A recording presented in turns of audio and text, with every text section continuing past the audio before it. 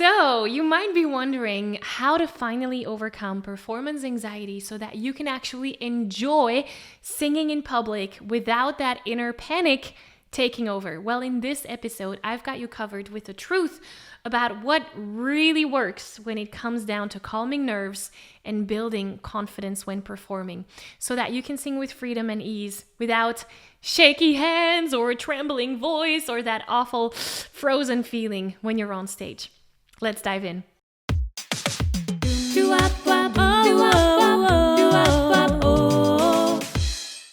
Hi, my name is Maggie. I'm the founder of the Singing Insiders, in which I help passionate singers just like yourself become the best versions of themselves through singing. And in these episodes, you're going to get practical tips, tricks, insights, exercises all around singing to help you up-level your singing skills.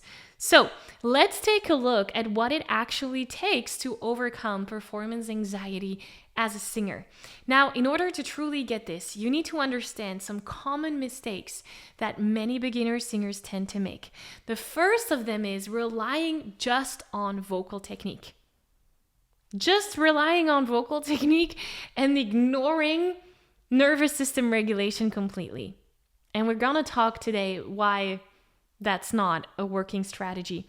Also, many beginner singers, they tend to push through the nerves and forcing themselves to do things beyond their comfort zone, in the zone that I like to call the panic zone. So it's oftentimes driven by the thought of, the more I do it, the less anxious I'll feel. When really, if you find yourself in panic mode all the time, and the more you get into the panic zone, the more you'll reinforce the belief of, see, told you, it's scary, told you. Again, we're going to talk about that today. Also, many beginner singers tend to relate anxiety to, I'm not good enough. But being anxious doesn't mean that you're not good enough.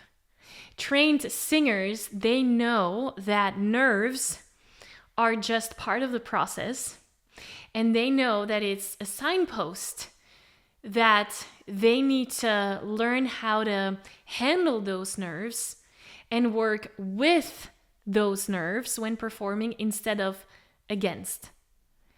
And the world of the trained singer is really where I want to get you to, because that is where you're using tools and techniques to regulate your nervous system, to tap into that confidence before you even hit that panic zone. So then the question is, well, how? How do you do that? Well, here's what I've tried, and here's what actually worked. And if you're a member of the Singing Insiders, then please check out the Vocal Trust library that we've put together for you, because there are so many tools that I'm gonna mention in this episode that you can find in that Vocal Trust library. Now, for the sake of time, and because I want you to get into action, I'm gonna share with you my 5 favorite ones in this episode, but know that there are many more. I think we have about 16 in the Singing Insiders that can help you through the process. Another disclaimer before I share these 5 is try them on as trying on a jacket at a store. Some tools might work for you and some might not, and that's okay. The idea here is that you're trying them on and then getting clarity on what works and what doesn't for yourself, so that then you can move forward with that. Okay?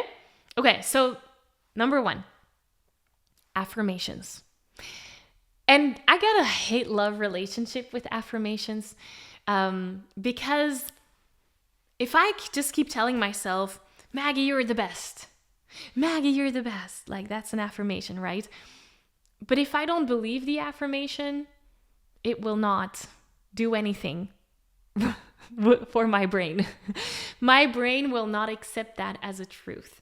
So when it comes down to affirmations, it's really important that you create affirmations that you actually believe. That's why I'm a big advocate of creating your own affirmations instead of just using, the ones you find on Instagram or ChatGPT, I don't know, but creating them from within you. So if I feel like I'm not good enough as a singer, and then I create an affirmation that says, oh, I'm an amazing singer, my brain is not going to accept that as a truth. What can you do instead? Well, what is something that you do believe that gets you to believe that you will be good enough or that you are good enough? So see it as a milestone. So instead of saying, I'm not good enough, I am good enough, what if we take a little break in between and create this affirmation of, I'm doing my best. And doing my best is enough. Something like that, right? I'm just thinking out loud here. But the idea is that you're creating affirmations that your brain will accept and that come from you, that you believe as truth. And then, yes, you can do all those affirmation practices where you listen to them, where you write them out and put post-it notes on your mirror. You could even sing them. I mean, there's so many songs that are affirmations. I'm thinking about Unstoppable from Sia. I'm unstoppable. I'm a Porsche with no brakes. All those things. Those are affirmations. Okay? So, number 1. Number 2, breath work.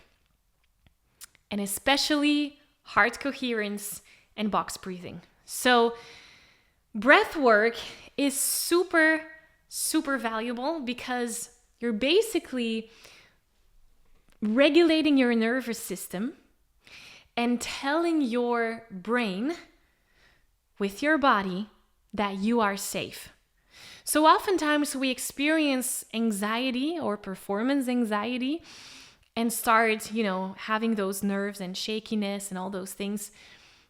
We're experiencing that because we feel unsafe or because our brain sees a certain situation as danger.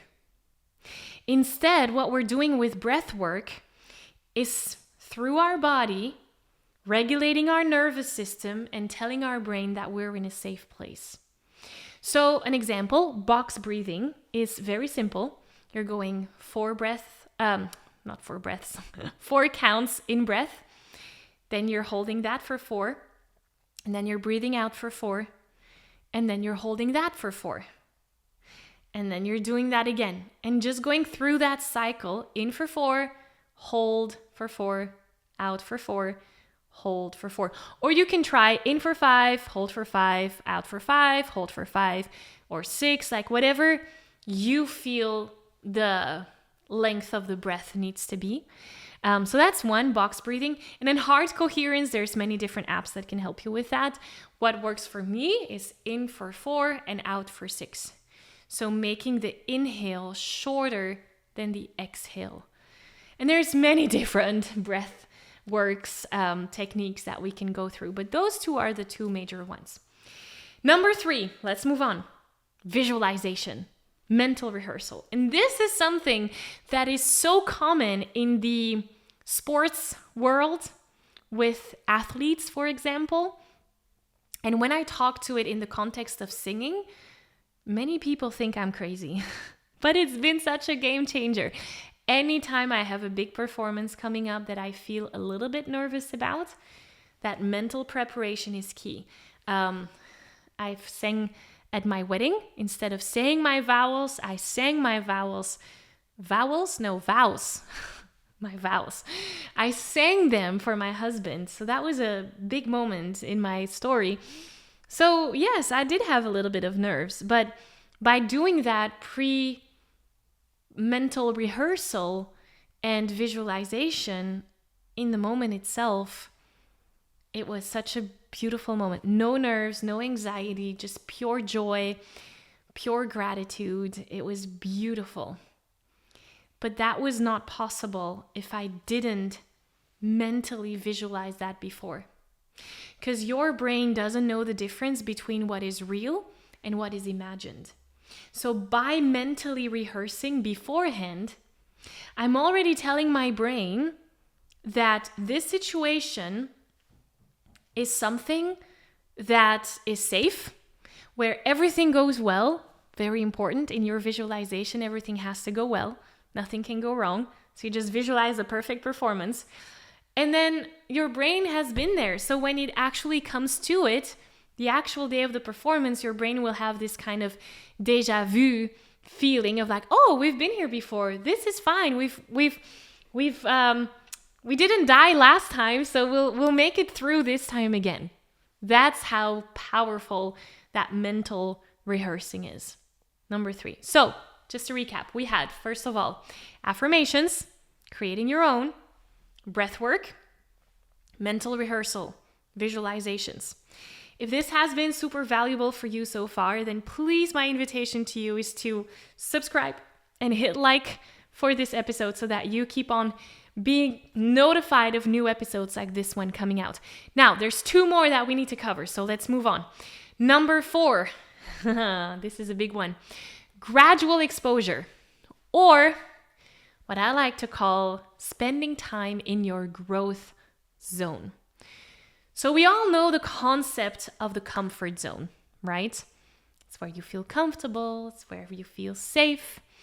And then oftentimes singers, they tend to go into the very opposite, which is what I like to call the panic zone. This is where your nervous system goes vroom in overdrive into the red zone, and you just fight, flight, or freeze. We want to find the place in between, which is what I like to call the growth zone. And the more time you spend in the growth zone, the more that expands. And thus, things that used to be in your panic zone suddenly shift into your growth zone. I hope you're getting what I'm putting down. This has been a game changer forever. Let me recap. Instead of going from your growth zone to your panic zone, what if you can go from your comfort zone to your growth zone and then expand your growth zone? So let me give you an example. If my comfort zone is singing in the shower and my panic zone is singing on stage, my growth zone might look something like singing on stage, but in a choir. So that I'm still on stage, I'm doing the thing I think is a little bit scary, but I'm not alone. I got support. Does that make sense? So what is that growth zone for you? What does that look like? And then maybe over time, I'll feel comfortable to sing the solo in the choir. And then once I do that, maybe I'll feel comfortable to sing without a choir by myself on stage. Does that make sense? So then I'm expanding my growth zone and I'm starting to do things that were originally in my panic zone. I hope that makes sense. Okay, number 5, last one. Inner critic work. More specifically, naming your inner critic. My inner critic's name is Rita. And creating awareness around what that inner critic, or what Rita, whatever you will call her or him, tells you. Because it's not you that tells yourself that you're not good enough, that you're not perfect, that you're not worth it, all those things. It's not you. It's your inner critic. And just even being aware that it's your inner critic talking to you is massive. Because you're starting to detach yourself from that thought. You are not your thoughts. And you get to choose whether you're accepting those thoughts or not. But in order to do that, you need to be aware that they're there. Kind of like clouds. You just notice, oh, there's a cloud floating by. I'm letting that go. I'm not good enough. Oh, that's just a cloud from my inner critic. Letting that go. Also, there's a purpose. Your inner critic has a purpose. If you keep on believing that you're not good enough as a singer, that keeps you safe from something. Maybe it keeps you safe, and that's your inner critic's way of keeping you safe from singing on stage, for example. There's always a purpose behind what your inner critic is saying. But before we can look at that purpose, we need to be aware of it. Does that make sense? Now, for these 5 things, I know I went really fast. we can do a whole weekend on affirmations. We can do a whole weekend on breath work. So we've just scratched the surface. But let me recap the 5 main techniques and tools that have been a game changer for me when it comes to overcoming performance anxiety are: number 1, affirmations coming from you, breath work, box breathing, heart coherence, regulating your nervous system so that you tell your brain that you're safe. Number 3, that mental rehearsal, visualization, creating that déjà vu effect in your brain so that it, again, comes back to safety. Number 4, spending time in your growth zone instead of your panic zone. And number 5, being aware of what your inner critic is telling you and why, the purpose. Again, we're just scratching the surface, and hopefully you can see that this is a singing conversation.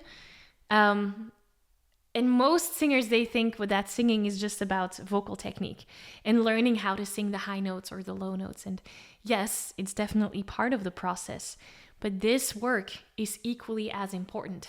It's not just about training your voice. It's also about regulating your nervous system, about cultivating that confidence, and it's about authentic expression.